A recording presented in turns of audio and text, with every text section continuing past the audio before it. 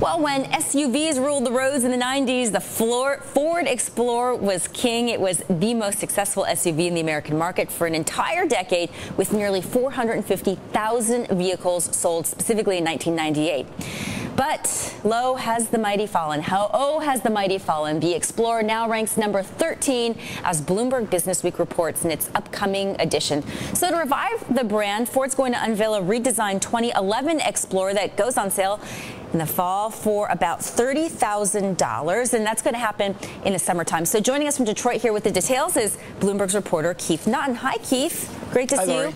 So why is Ford trying to revive the Explorer?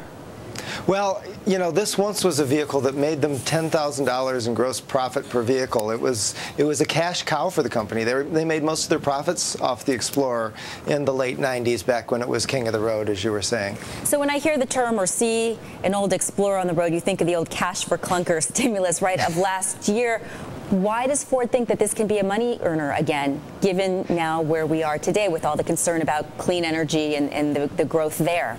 Well, exactly. SUVs and the Explorer sort of became a pariah. It was viewed as one of the reasons for our oil addiction, and people really turned away from them. I think it was one of the most turned-in vehicles during cash for clunkers. What Ford has done here is they've tried to sort of rehabilitate their heavyweight. What they've done is put it on a car frame instead of a truck frame, which makes it drive better, gives it better fuel economy. They put it in the wind tunnel. They took weight off of it.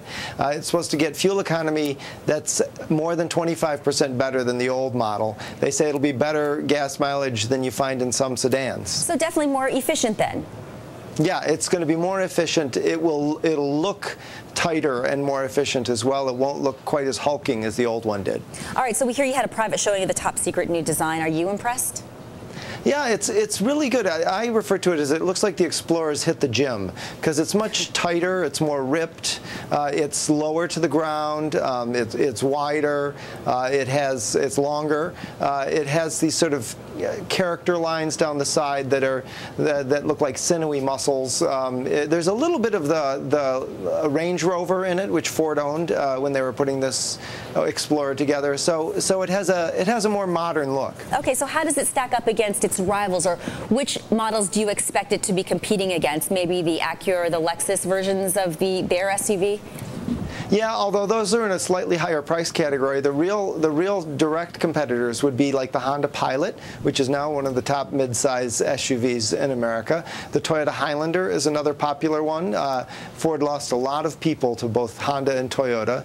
There's also the Chevy Traverse, which is another one of these three-row kind of crossover utility vehicles, and that's the one with the best gas mileage. That gets 24 miles per gallon on the highway. Meanwhile, the Explorer is down in the teens. So that's the one they say they're going to surpass mileage-wise. Bloomberg News' Keith Naughton in Detroit. Thanks for the update on the latest plans from Ford.